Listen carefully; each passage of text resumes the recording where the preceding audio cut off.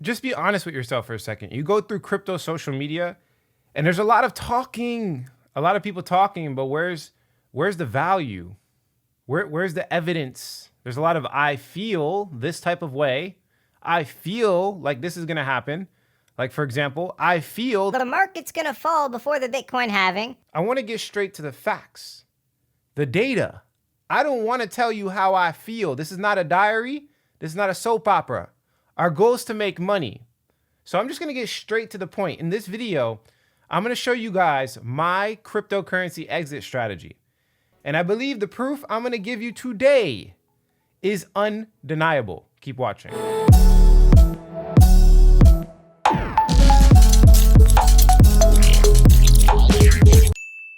So this one chart right here will pretty much trump all the mainstream metrics, all the things people say on the internet that seem normal, but really they don't actually make sense. For example, micro cap, market cap, mid cap, large cap. These statements, these words, or whatever they mean to the person that says it, actually does not make any sense at all. And the crazy part about it is that when someone first comes into crypto, they go to these websites, coinmarketcap.com, which is the most popular website in all of cryptocurrency when it comes to looking at coins prices. And they assume that it's relevant because it says coinmarketcap.com, marketcap.com. This misleads so many people. If you look at the formula for market cap, all it is price times circulating supply. But see, what you guys don't understand is that the price and the circulating supply is controlled by the coin founder. So as a coin founder, I could essentially make a random circulating supply, any circulating supply I want. Look at Shiba Inu. If you look at Shiba Inu, they were one of the first big coins to capitalize on this. They made the biggest supply they possibly could, which shot them up on the market cap websites. And now it's a top 10 coin, but it's like really irrelevant.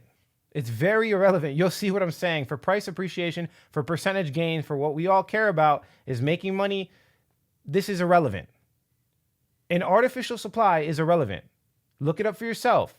But this is real. So what I'm going to show you right now is really how price is created. Now, what we're looking at is two different areas. We're looking at a decentralized exchange and a centralized exchange.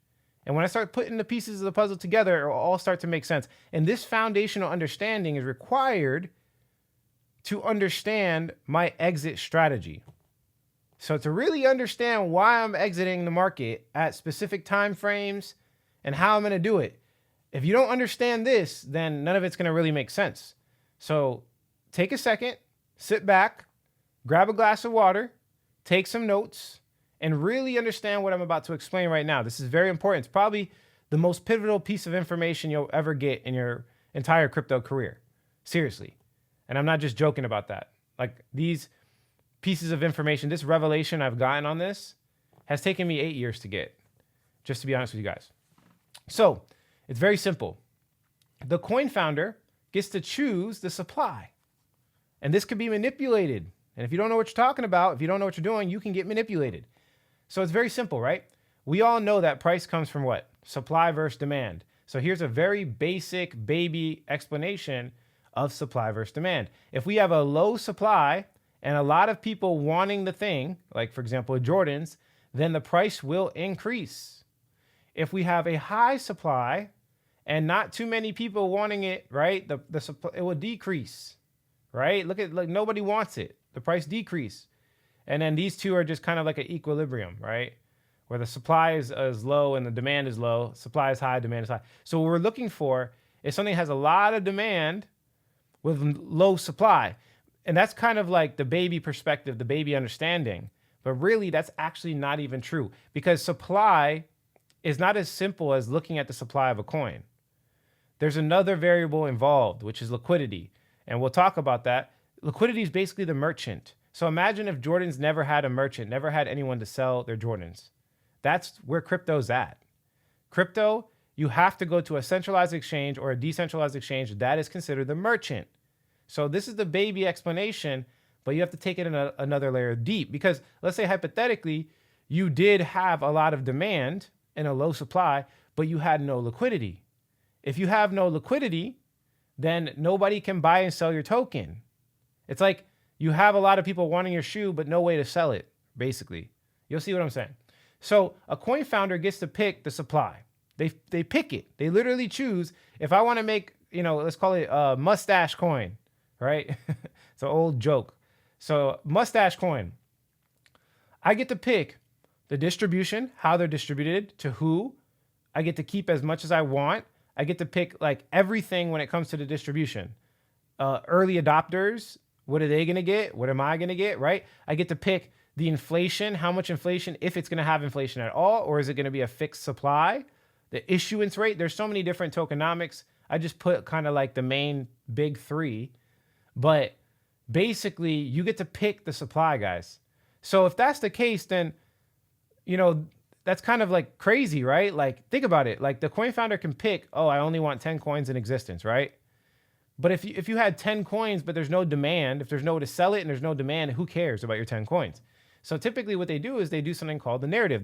This is what a white paper is. I'm getting down like to the foundational understanding of crypto. You guys have to understand these things. If you understand these things, it'll make your process so much easier. You think about a white paper. Oh, a white paper is supposed to explain the technical details behind. Not really. No one cares. Nobody buys the coin because there's some specific type of crazy super tech that like you don't even understand it. Like I want everybody that has crypto right now, look at your portfolio just for 1 second. Just look at your portfolio, all the coins you have, or just think about it, whatever. For any of those, did you buy it because you understood the tech? And not only that, right? To be a savvy investor, you have to understand the technology behind it and why it's better than all of its competitors' technology.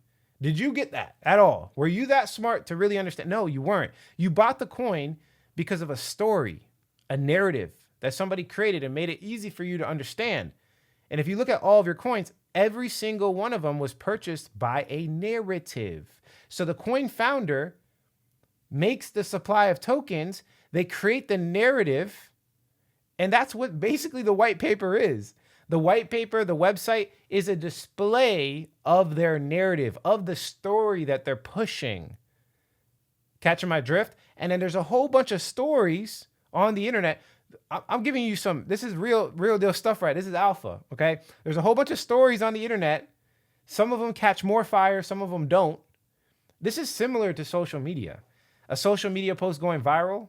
This is like very, very similar. This is actually why I put a marketing course in my trainings, because if you understand marketing, if you understand the biggest narratives in crypto, the biggest stories in crypto, you can get in early to these narratives and you can actually call these narratives. And this is what I'm good at. But long story short, the white paper and this whole entire display is a narrative and they're hoping that demand comes. So they're not picking demand. The coin founders don't pick demand. They pick supply. They can't pick demand because they could try. They're trying to convince people. Right? They do the best of their ability to convince as many people as possible of their story. And that's where the demand comes from, right? So we're explaining the dynamic of price, but there's a little bit more variables involved. Listen to what I'm saying, for real. Pay attention. You might have to watch this video like 2 or 3 times to really grasp what I'm saying. Take notes. Are you a serious investor? Are you a professional? Are you a professional? Professionals would take notes. Professionals would dig into what I'm saying for real and really like sit there and be like, okay, like what is he saying for real? That's all these coins are. That's all it is. There's a group of smart people. What adds to the story? Someone that came from Harvard or Yale. It's going to add to the story. Why? Because as an investor, I want somebody that's smart, right? It's so simple. So simple. You got people overcomplicating the heck out of everything. But let's get back to the chart. As a trader, you buy into a story, right? And you go to buy the coin. Now, this is the merchant part that we have to understand. You guys understand supply and demand, right? Supply, demand. But it's what happens in between that's really important. Now, there's usually a couple of ways, and here's the 2 main ways. There's other ways, but there's the 2 biggest main ways. There's a merchant involved. There's someone that's selling the coins. And we can analyze that to give us a correct answer on what's the true demand and what's the true supply. This is This is it right here. This is the black box. This is what you want to understand. So let's go through the first one, which is centralized exchanges.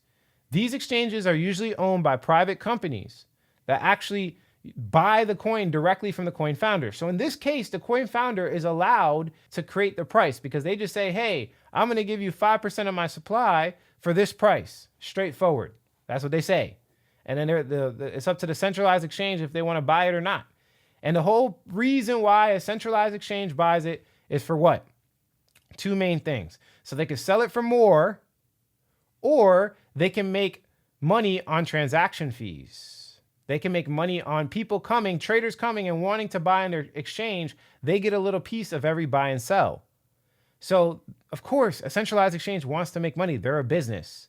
So again, they make money off of either selling the coin for a higher price or the transaction fees. And it's primarily transaction fees. From my experience, that's usually all they care about. So they're trying to anticipate demand. They're analyzing the story to see, okay, is this story big enough for demand to come in and buy it? If so, I'm launching it on my exchange because I know I'm going to get a whole bunch of new users buying this coin. I'm going to get a whole bunch of signups, and I'm going to get a whole bunch of transaction fees. That's what the centralized exchange is doing. So they're considered liquidity providers. Liquidity providers. I want you guys to write this word down. Liquidity providers are the answer to what's going to happen in the market. Liquidity providers. You have small liquidity providers. You have big liquidity providers. You have some liquidity providers that are so big, they're almost as big as a country. You have liquidity providers that are countries. And I'm going to show you with historical evidence. It might blow your mind a little bit. On a serious note, it's gonna really blow your mind. It's pretty crazy, actually. I'll show you what I'm talking about. But centralized exchanges provide the liquidity. They're market makers. They make the market for the coin if they believe in it. Now, the problem with this one is it's very controlled because they can sell it for whatever price they want. That's it. They can sell it for whatever price they want. That's crazy, right? So they're kind of, in this case, making up the price as well. Now, liquidity pool is different. Sometimes the coin founders will only launch a liquidity pool. I like coins like that, to be honest, because the centralized exchange has a little bit too much manipulation, but it's normal. It's nothing crazy. Now, liquidity pools, the thing about a liquidity pool, which is so fundamentally different and why I like them so much more and why it gives you so much more transparency, is very simple. If I give, let's say, token A, let's call it mustache token, right? Let's call it M, or we'll call it token A, whatever. So token A is the coin founder's coin. Now it's valueless though. It's valueless. Remember, it's valueless until people want to buy it, right? Token B is usually going to be ETH or USDC. I know you guys seen it before. It's the token and then there's a / ETH or USDC. Now the thing about a liquidity pool, which I love so much, is that ETH is actually valuable. Right now it's worth, I don't know, like $3,000 or something like that. ETH is an actual value mechanism that you can attribute to this liquidity pool. So once there's ETH deposited in the liquidity pool, once there's USDC deposited in the liquidity pool, then we know for a fact, regardless if people buy it or not, listen, regardless if people buy this or not, we know this coin has value because the merchant has put their money where their mouth is. And this is liquidity providers. The merchant is basically the liquidity pool. So it's a construct of a whole bunch of different people trying to essentially either provide liquidity or buy the token. Let me show you some more. So here's a bigger breakdown of a decentralized exchange. So a liquidity provider will provide liquidity through the token and then a token B, which is usually ETH or USDC. So they're giving the valueless token. That's what they're doing. They're giving you the valueless token to the liquidity pool, and they're giving a valuable token, which is USDC, ETH, USDT, something that actually has market value for real that you can sell anywhere. So as a liquidity provider, you're essentially, when you do this, you're putting value to the token when you're providing liquidity. So they essentially put it in the reserves and they get liquidity shares. And the liquidity shares will equal the amount that they put in. So if they put 500 and 500, they'll get 1,000 in LP tokens. And then they can sell the LP tokens to get the tokens back if they wanted to. But the reason they do this is what? For the transaction fees, the same as the centralized exchange, right? So in a way, the centralized exchange also is putting their money where their mouth is by buying the tokens directly. But in this case, you could actually see the buys. In a centralized exchange, you can't see nothing. There's no transparency. They're a private company. But with a decentralized exchange, you can see everything. You can see how much money's in there. You can see when it got deposited. You can see who provided liquidity, what address provided liquidity. There's so much more transparency. But the main point I'm trying to get across here, guys, and you'll start to understand, and then the trader comes in. You guys know this part, right? The trader comes in, buys whatever they want. But the main point I'm trying to get across here is that the liquidity provider runs the show, man, not retail demand. People are looking for exit strategies by retail. They are looking at retail. They're looking at, okay, when are all the retail going to come in? For example, I saw a video, and I know you've probably seen this. There's people making claims. Once Coinbase becomes a top 10 app in the App Store, because we've seen this before, right? Once it becomes a top app in the App Store, that's when the market's over. The main problem with this narrative is that you are looking at the trader and not the liquidity provider. You're looking at demand, but they're not the ones that decide the initial demand. The people that decide the initial demand are the market makers and liquidity providers. So why are you watching dumb money? Why are you watching retail demand? Which, by the way, if you have less than like $10 million in crypto, you're probably retail as well. So why are you watching people that are not making the initial demand? The initial demand is created by the liquidity pools or the decentralized exchanges, right? So if you look at the liquidity pools, you can see how much, the initial demand, right?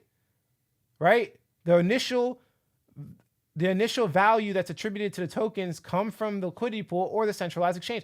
That's who you should be watching. And when I go through this video, it is going to blow your mind a little bit.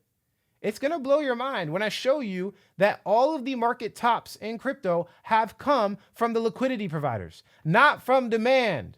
Why are people looking at demand? Why?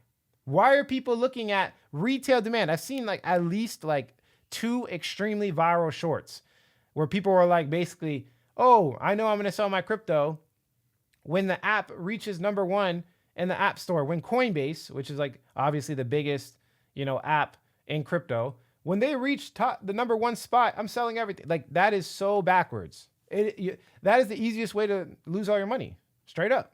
So I got to nip it in the bud. Let's go into some more details. Watch what happens next. So we have 33 days left to the next Bitcoin halving. And the liquidity providers are not trying to get rid of their Bitcoin because they know that there's going to be a scarcity element put into Bitcoin, which is the decrease of issuance of Bitcoin. Scarcity is moving in on Bitcoin.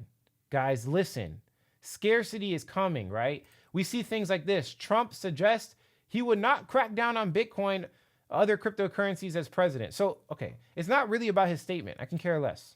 But look what he's doing.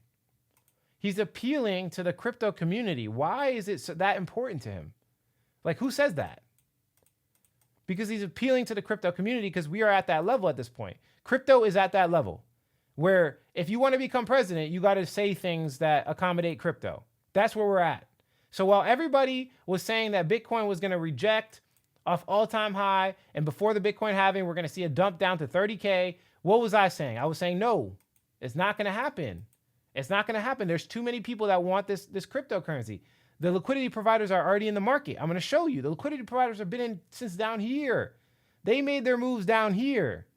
And if you think they even care about retail, they care about retail, but it's like a cherry on top for them. When they try to exit the market, they're not worried about the money that comes from retail as much as they're worried about the other liquidity providers. It's a big whale game. It's whales attacking whales.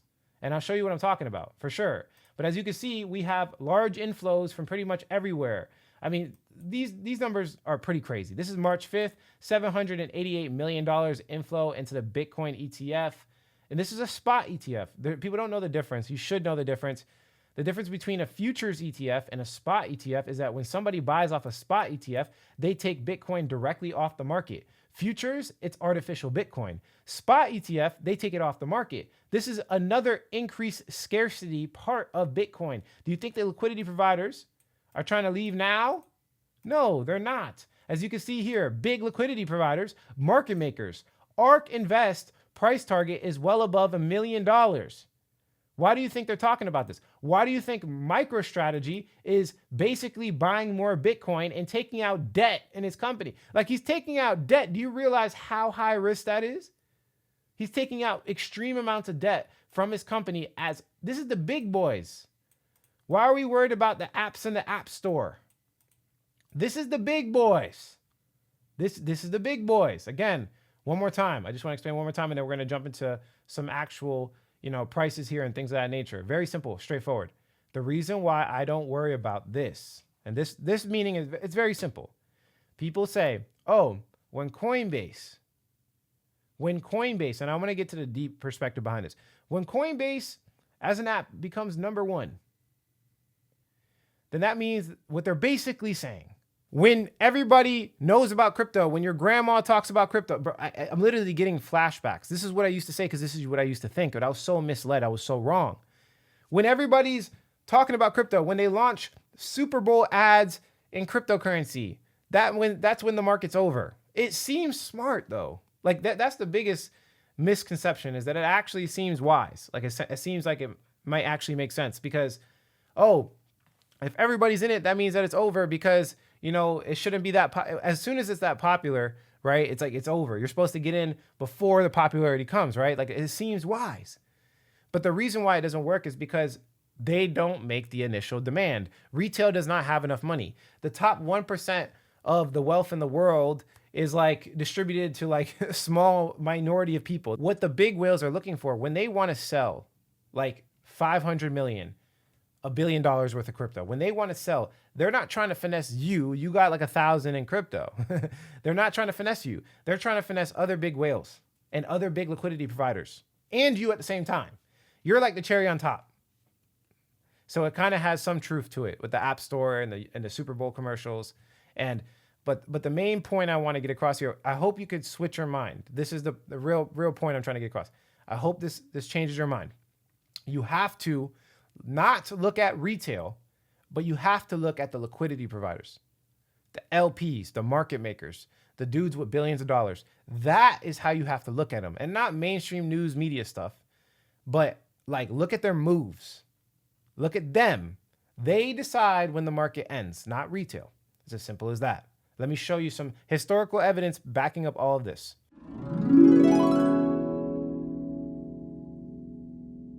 What I'm looking at here is something called timeline price analysis. This looks at the historical evidence of Bitcoin and the biggest news events from all the biggest liquidity providers in the market that's verifiable. And then we can look at exactly what happened to the price exactly in those time frames. This is actually something I created. If you see anyone else using the term timeline price analysis, you got it here first. I actually made that term up because this strategy is way too useful. I've used it for so many different things you have no idea. And we're going to use it in the future to show you guys the market bottom, which was FTX exchange. I have a future video on this, so definitely subscribe to the channel. But today we're going to use it to see how we're going to call the top, right? I want to see what are the liquidity providers doing. And I've already done this in my own, by myself, and it's very obvious, but I haven't done it on a chart like this. So I want to show you guys the chart so you can see a visual format of it. And basically, like, this really shows what are the biggest liquidity providers doing and how does it affect the market. So long story short, if we look at right here, this was when UK basically put out this major statement warning investors that they should be prepared to lose all of their crypto assets. And look what happened to the price. But that wasn't the top. If we look at what's going on here, it's crazy, guys. Like if you look at the biggest people, this is the crazy part. Right here, this is what you call a big move, liquidity provider move. Right here, February 8th, 2021, Tesla announced that basically they're going to do a $5 billion investment into Bitcoins, and they have plans to accept it as payment. So we're talking about $5 billion. That is an LP, bro. That is people can get the terms mixed up. Like, look, I get it. He's not an actual liquidity provider. Like, he's just buying the Bitcoin. But what you have to understand is that you can't just buy $5 billion worth of Bitcoin. You can't do that. If you go over here to CoinMarketCap, let me show you why you can't do that. It's impossible. If you go to Bitcoin, you can't just buy it off a centralized exchange. Why? Look, that's only for the price to pump Bitcoin 2%. That's $6 million.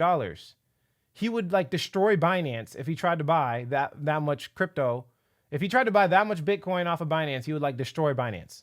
Like they don't have enough Bitcoin. So typically what they do is they buy it from miners. Now this is a whole nother thing. I'm not gonna open up that can of worms. We'll talk about it in the future.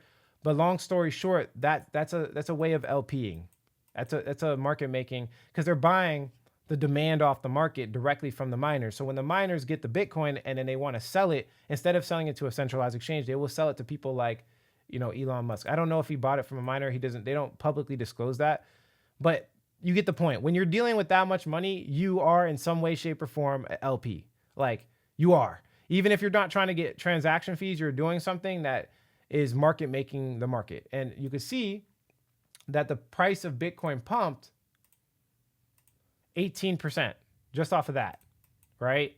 And this is when it got crazy. So the exact top of the market, this is why I told you guys that Coinbase thing, it's a little bit misleading. It's like a half truth. And that's what I'm scared of, is the half truths are like the worst. Coinbase, the leading cryptocurrency exchange, went public on the NASDAQ. So Coinbase went public on the NASDAQ was the exact top. Now, see, what you have to understand is that this is not a retail narrative. This is more of like an LP narrative. Why? Because Coinbase is going public. This is a decision from Coinbase. The difference between this and this is that this is the decision by the people. The people choose to download the app 1 billion times or whatever the case is. If there's a whole bunch of people using the app, it goes up here. So this is a metric looking at the people, retail demand. This is a metric looking at an LP, which is like probably top 5 biggest LPs in the world, which is Coinbase. Coinbase top 5 for sure. Probably top 3. Probably number 1, to be honest. We don't know that for sure. But that signaled to the top. So in this case, this proves my point. LP makes a major move, and this is the same thing that happened in last cycle too. If we look at, this is, by the way, if I didn't explain it, this is the last top we've had. So this is Bitcoin's price. This is 2017, something very similar. I believe it was the ETF futures launch, and I'm gonna do this. We're gonna make a part 2 to this video, but I had to explain this so that people really understand what I'm saying. And this was last cycle's top. So last cycle's top, the exact top on the day, was when Coinbase launched, but that was an LP move. So you have to look at the LP moves. Okay, let me say it again. You have to look at the big players, and it's not just the LP. Maybe we have another word for it. We'll just call it like smart money or whale money. Whale money. I'm gonna make another term for it because it's not exactly LP, but they are, because they're the biggest LP, the biggest liquidity providers. They sell all of these cryptos. They're the LP for like thousands of cryptos. So it is, but it's not, because they're also an app. It's hard to explain, but they're just the big dogs, right? Let's talk about that. They're just the big dogs. Now watch this. That was the exact top. Now look at this. Elon Musk tweets that Tesla would no longer accept Bitcoin. Was this for retail? Like, I bet you there's probably less than 50 cars ever purchased in Bitcoin. Them saying that they're going to accept payments in Bitcoin was a PR move. It had nothing to do with them actually wanting Bitcoin for their cars. It was a PR move. And as you can see, this is the LP ending the market again. The LP made a move and it ended the market, right? Now, if we go over here, we have, this is like what obliterated and like destroyed the market indefinitely. It was when China started cracking down on Bitcoin mining activities, and they started hitting the biggest Bitcoin miners and telling them to relocate. That was like the end of the market, basically. And that's also a big LP. And the mining dynamic is a little bit different, but there's like another mechanism, which is mining, that is very similar to everything I'm talking about. But we'll have to definitely make another video for this. It's getting pretty long. But long story short, I hope I proved my point. This has nothing to do with retail demand, like at all. Now, if we come over here, look, Bitcoin futures launches an ETF. Again, another. This is a LP move. It's very simple. Here's another one. And remember, I told you guys in the video, I told you whole countries will be used as exit liquidity. Exit liquidity is basically when something like this happens, a big event happens, and basically they make the move at the wrong time. And I believe that this was set up. If you ask me, like straight up, I believe there's some very rich billionaire Bitcoin guys that were collaborating with El Salvador, and they were like, look, make it legal tender. And when you make it legal tender, we're going to sell you our Bitcoin. That's what I think happened. Very confident. You can't prove any of this. These are like closed door meetings, but it's obvious. Why would El Salvador make the most historic move in their country's history? Like at this is like the worst move you could, like they're not that dumb. Like there's no way you make that move basically at the exact top. They basically made Bitcoin legal tender. There's no way you make that move at the top, bro. You're doing that because of some other incentive. Very confident. That's dumb. Dumb trader. That's a bad trading move. You should have made it legal tender down here, bro. Buy low, sell high. You bought high. You not only bought high, but you bought high with your entire country's reserve. That is not normal. What they did, what I believe, is they went to some miners, some big dog billionaires that these guys have more money than the entire country of El Salvador combined. And they were like, look, like make it legal tender, use your country's reserves to buy the Bitcoin. And this was another big indicator, another major indicator from a big LP, in this case, a country. So again, the top was not called by retail demand. It was called by LPs and big players. 1, 2, 3, 4, 5, 6, 7 of the major news events that drove the price of Bitcoin down all had to do with one thing. What did the liquidity providers do? And it's as simple as that. Also, in future videos, I'm going to be talking about how the LPs made moves down here. For example, believe it or not, this right here is the exact date FTX exchange filed for bankruptcy. Not over here, right? So you would think, okay, major exchange filing for bankruptcy, that would cause the market to fall, right? That would cause everything to fall. Not really.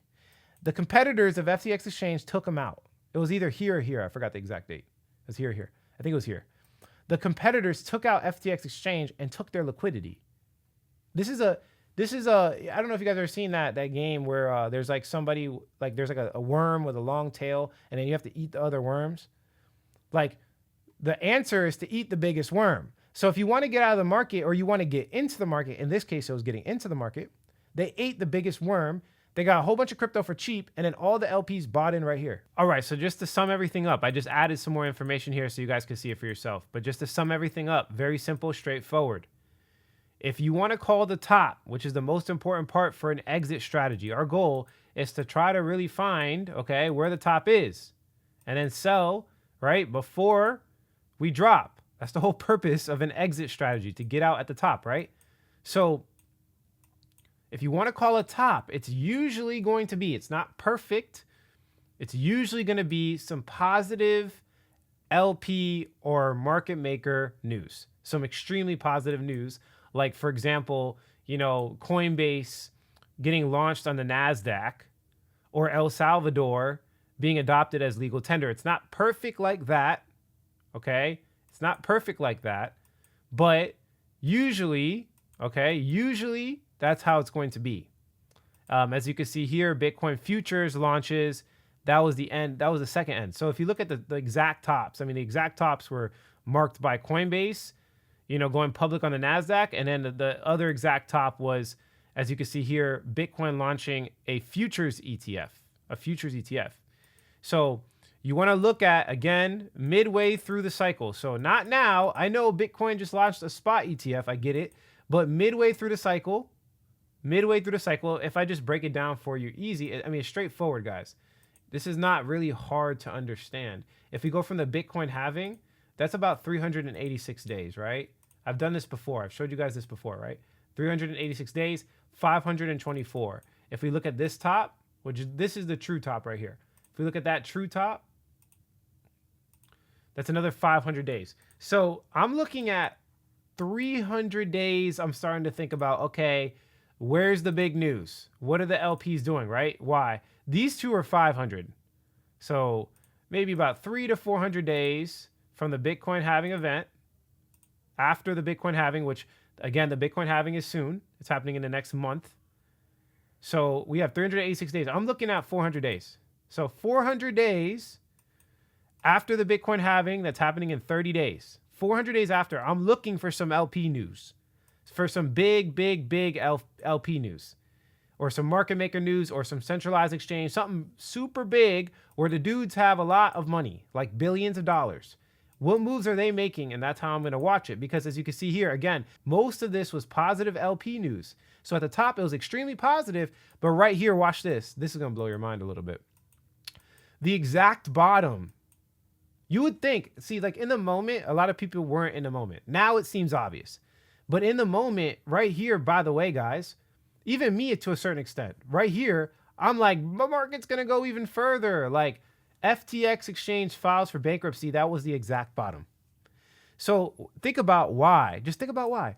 Because if they want to get out of the market, because the LPs are trying to make money, the market makers are trying to make more money than everybody else. So if they're trying to get out, what they have to do is they have to put out some very positive news so that more people come in. If more people are coming in, that gives them an exit to sell. They can't just sell. If they sell, then everybody will know that they destroyed the market. What they have to do is they have to really positive news, positive. And then as they're driving the market up with positive news, they start selling, or eventually everything starts falling because there's not as much demand. It's artificial. They drove it up.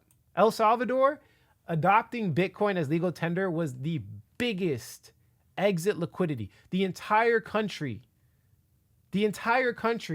guys, was exit liquidity, which is so sad. But that is the financial game that we are in. And if you don't think this happens in traditional finance, you're crazy. There's people out there that will destroy a country's infrastructure on purpose with war and short their stock, like short the stocks of that country on purpose. Like there's people that do that. In this world, there's people that will start a war and short the stock and do things and force things into a corner. This is just a game of finance. The love of money is the root of all evil, and things like this will happen. So this is why I keep trying to tell you guys, if you don't know what you're doing, you're going to get destroyed. Because right here, everybody thought the market was going to go even further down, because this is horrible. This was like the most destructive news you could ever get in like all of cryptocurrency ever. Like people here were making documentaries off of FTX exchange. This is basically the biggest American fraud situation we've ever experienced in ever. And it's not just America. I think in the world. I don't think there has been any other scam or Ponzi scheme that's been bigger than this.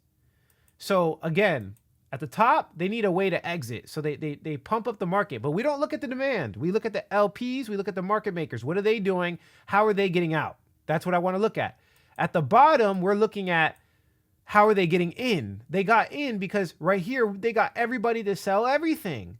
Look, if you ask me, I think the competitors got together and took out, and I have proof, by the way, and we'll be talking about that in future videos.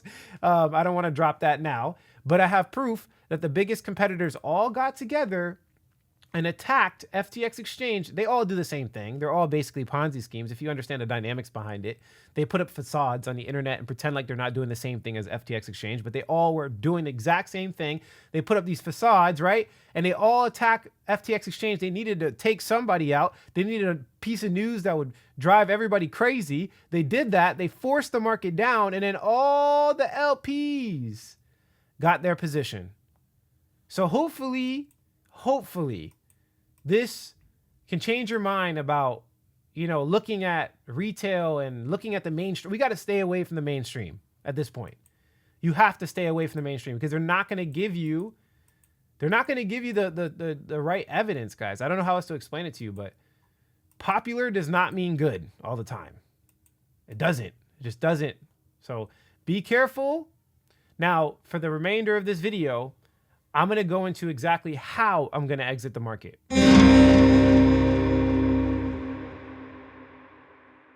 So I'm going to exit the market with something I call the reverse martingale strategy.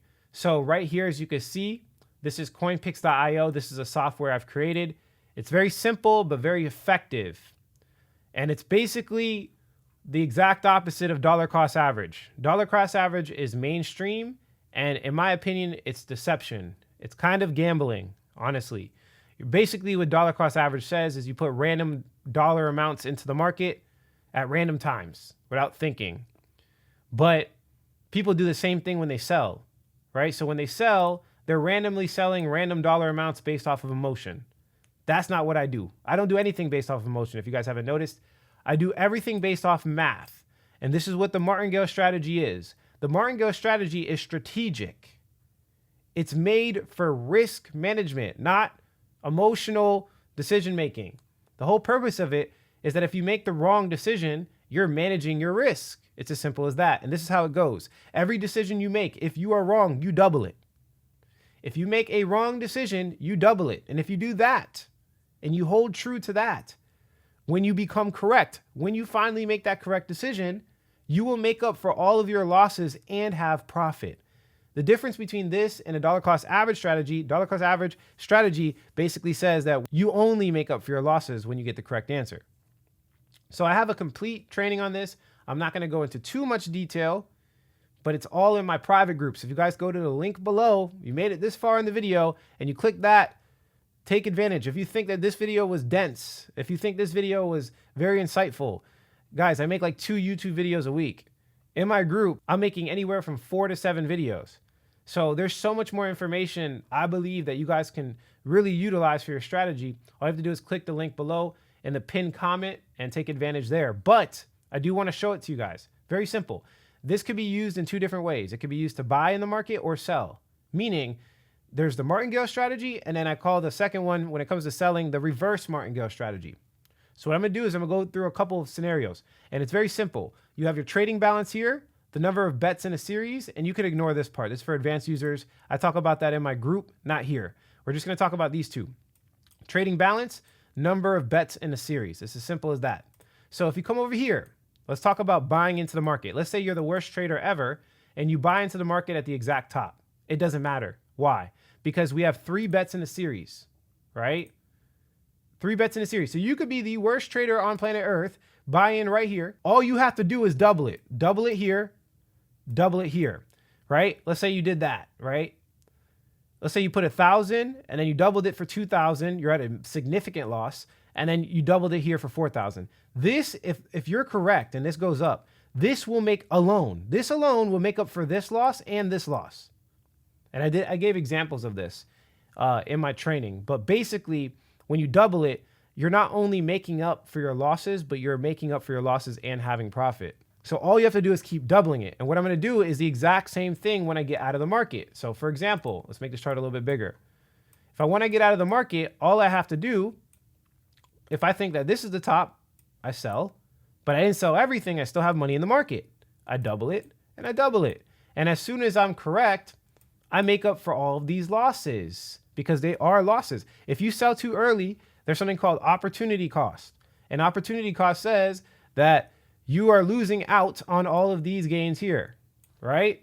So yes, you are losing out. Opportunity cost is a thing, and you're losing money to inflation. So holding cash is not always the best thing. Trust me. There's a whole nother topic of discussion. I'm not going to go into that. But long story short, if you keep doubling it, this sell will make up for all of your losses. And that's all you have to keep doing. Now, there's a couple things that you have to understand in this strategy. Number one, if you do less bets in a series, it's going to be higher risk. You have less mistakes to make. If you do more bets in a series, you will make less money, meaning the amounts you bet will be smaller. So you got to pick the direction of what's good for you. What's good for you based off your experience level? What's good for you based off the amount of money that's in your bank account or the amount of money that's in crypto? You have to make your own decisions. This is why I try to educate. The reason why I try to educate is because even if I told you what to do, it won't be right. This is what people don't understand. The best sweet spot for decision making is when you have an educated individual that understands the craft, but at the same time understands their own individual life. I cannot advise you.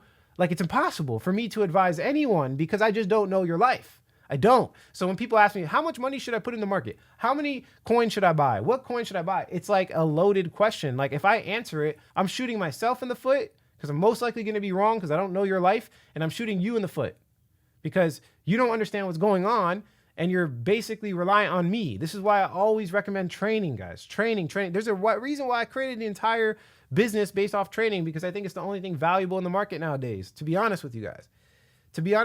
Knowledge is the answer. It's not crypto that's the answer. Knowledge is the answer. So that's pretty much it for the video. That's what I'm going to do. As we get closer, let me just wrap it up for you guys. Very simple, straightforward, to the point. Come over here. 350 to 400 days. I don't know.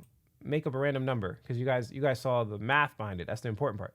So around this time period, March, April, May of 2025, right? Around this time period, what I'm going to be doing is I'm going to be looking for big market maker or LP news that's extremely positive. Like huge ones, like the biggest ones possible, like the ones with billions of dollars. I'm going to be looking for that around this time period. And when I find one, I'm going to exit the market. But I'm not going to sell all of my crypto. I'm going to sell the martingale amount, which you can go to the website, coinpix.io. It's 100% free. I'm going to sell the martingale amount. Okay? Then if I'm wrong, I'm going to sell again, and I'm going to sell again, and that is how I'm going to get out of the market. That's the official exit strategy. Hopefully you guys benefited from this. If you did, subscribe to the channel, share this video with a friend that needs some help in crypto. That's pretty much it here. If you like the quality of this content, hit like. If you don't, leave some constructive criticism. Subscribe for more video updates. And like I always say, if you don't get with it, you will get left behind. Catch you guys later. Peace out.